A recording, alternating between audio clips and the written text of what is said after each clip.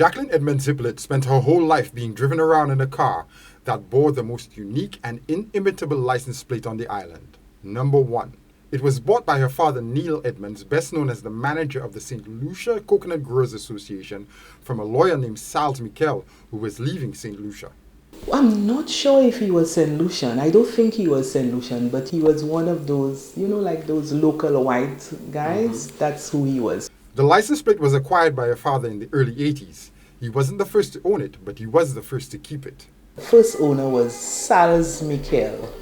He was a lawyer practicing in St. Lucia, and he worked very closely with my dad. He sat on different boards of the Agriculturers Association, Coconut Growers Association, and so.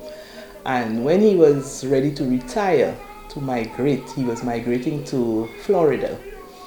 He made my dad an offer of getting the number, but the condition was that he had to purchase an all-American Fairmont that he owned. So he could have ended up with the number plate. And my dad agreed, and he purchased the vehicle, and that's how he ended up getting the number. Jacqueline Edmonds spent much of her youth driving that cumbersome American Fairmont with the number 1 license plate. Back then, far fewer people knew the value of a license plate like that. I used to work at the Royal Bank of Canada, and I used to drive the Fairmont to work. And the boys used to give me a hard time because it was a left-hand drive, and it was this long, large American car. And they used to ask me if I going to plant lettuce and stuff like that, but that was what the arrangement was. So that was the car that I had, so that was what I drove for many years. The Fairmont didn't last long. The license plate has migrated from one vehicle to another over the years. We didn't keep it very long, maybe about a year or two, and then it went into a Renault.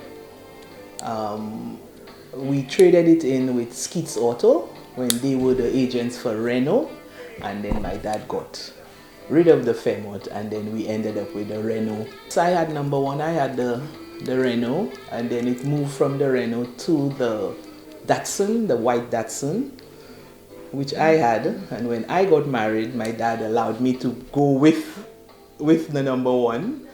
And then we had it until he decided to buy himself a vehicle. And then he said it's time for him to take his number back. And he took his number back, and he had it for the last how many years. And then I ended up with 96, which is a number he also had from the onset. From the time we were born, I know my dad used to drive 96 before number 1. And then he gave me 96, and then he kept number 1. So, and he had number 1 until his passing.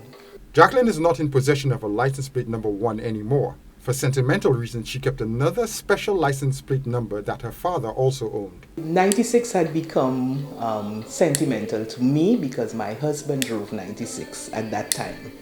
And my husband passed, and I was not ready to give up 96 to have number 1, so I passed it on to my sister so it can remain in the family. The family has gotten numerous offers to buy the enviable license plate over the years.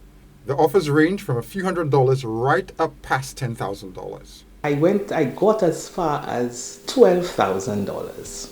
That was in the late 80s, early 90s maybe. And I told them if they can offer me that much, they probably can offer a lot more. But that was just a joke because we would never have sold a number anyway. Although the offers might be tempting, the passing of Neil Edmonds at 94 years old in December 2022 now means that the license plate has a sentimental value that means more than money ever could. Did the 4 Edmonds children know how valuable and enviable their father's license plate was? Not really. We didn't really place a lot of value or emphasis on these. I suppose it's how you grew up, because to me 96 was special too, because a few of his friends had it, Mr. Luisi had 92, my dad had 96, Mr. Headley, who was chief of police, had 91.